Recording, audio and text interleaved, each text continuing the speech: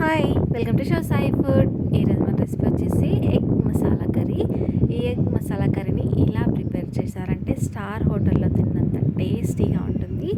And మనం చేయగలిగే process చాలా ఈజీగా ఉంటుంది. ఎవరైనా చేసుకోవచ్చండి, అంత ఈజీ ప్రాసెస్లో చూపిస్తాము. ఇప్పుడు ఒకేలా కాకుండా కొంచెం డిఫరెంట్గా ఈ మసాలా కర్రీని ఇలా ప్రిపేర్ చేసుకోండి. అది ఎలా ప్రిపేర్ చేసుకోవాలో ఇప్పుడు చూసేద్దాం. దానికోసం ఒక మిక్సీ జార్ తీసుకొని దాల్చిన చెక్క, ఇలాచి ఒక 4-5, లవంగాలు ఒక 4-5, షాజీరా 1 స్పూన్, వెల్లుల్లి ఒక 10-15 వరకు తీసుకోండి. పల్లీలు ఒక 2 చెంచాలు. ఈ ప్లేస్లో మీరు కాజు అయినా తీసుకోవచ్చు. ఇలా మిక్సీ పట్టేసుకోండి. ఇప్పుడు దీంట్లోకి ఒక సగం కప్పు వరకు వాటర్ వేసేసి సన్నం పేస్ట్ లాగా మళ్ళీ మిక్సీ పట్టేసుకోండి. మీరు పల్లీల ప్లేస్లో కాజుని యూజ్ చేసుకోవచ్చు. మీ దగ్గర ఏది ఉంటే అది యూజ్ చేసుకోండి. తర్వాత మీడియం సైజువి ఒక 2 ఆనియన్స్ని ఇలా మిక్సీ పట్టేసుకోండి సన్నగా.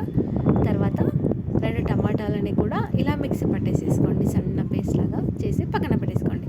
తర్వాత మీకు కావాల్సిన ఎగ్స్ని ఇలా ఉడికించి పొట్టు తీసి పక్కన పెట్టేసి వాటిని ఘాట్లు పెట్టేసుకోండి. ఇలా మీకు కావాలంటే క్వాంటిటీని పెంచుకోవచ్చండి, లేదంటే కొంచెం తగ్గించి వేసుకోండి. ఇప్పుడు స్టవ్ పైన ఒక ప్యాన్ పెట్టేసి దాంట్లోకి ఆయిల్ వేసేసి కారం, పసుపు, సాల్ట్ పావు చెంచా వరకు వేసేసేయండి. వేసిన తర్వాత మీరు ఉడికించిన ఎగ్స్ అన్నీ ఇందులో వేసేసేయండి. ఎగ్స్ని కొంచెం ఫ్రై అవ్వనివ్వండి. పైన లేయర్ కొంచెం క్రిస్పీగా అయ్యేంత వరకు ఇలా ఫ్రై చేసుకోవాలి. చూడండి, నేనైతే ఇలా తీసుకున్నాను ఎగ్స్ని ఒక 10 వరకు. మీకు కావాలంటే ఎక్కువ తీసుకోవచ్చు.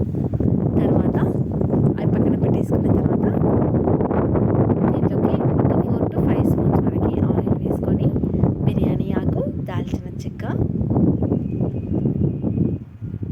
అవి కొంచెం వేగనివ్వండి. తర్వాత మనం ముందుగా మిక్సీ పెట్టుకున్న ఆనియన్ పేస్ట్ ఉంది కదా, అది వేసేసేయండి.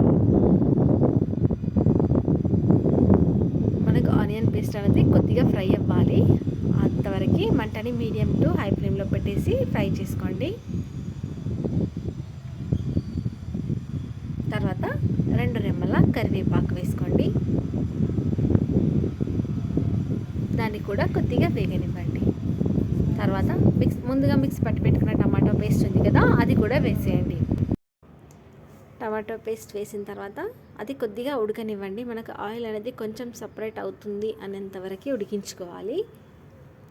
ఇప్పుడు దీంట్లోకి పసుపు 1 స్పూన్, కారం 2 స్పూన్స్ వరకు కారం వేసుకోండి. మీరు తీసుకునే క్వాంటిటీని బట్టి కూడా వేసుకోవాలండి. అలాగే సాల్ట్ 1.5 స్పూన్, ధనియాల పొడి 1 స్పూన్, పెరుగు ఒక 2 స్పూన్స్ వరకు పెరుగు వేసుకోండి. ఇప్పుడు అన్నీ మిక్స్ అయ్యేటట్టు ఒకసారి కలిపేసుకోవాలి.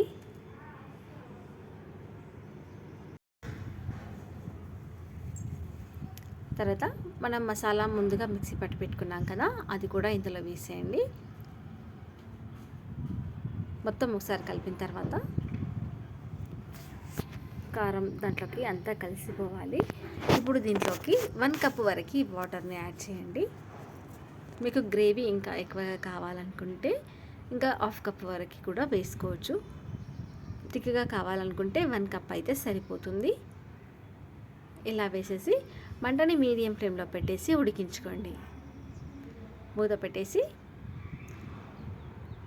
కొద్దిసేపు ఉడికించుకోండి. ఇలా ఉడికిన తర్వాత మధ్య మధ్యలో కలుపుతూ ఉండండి, అడుగు పట్టనివ్వకండి. మనకు గ్రేవీ అనేది రెడీ అవుతుంది.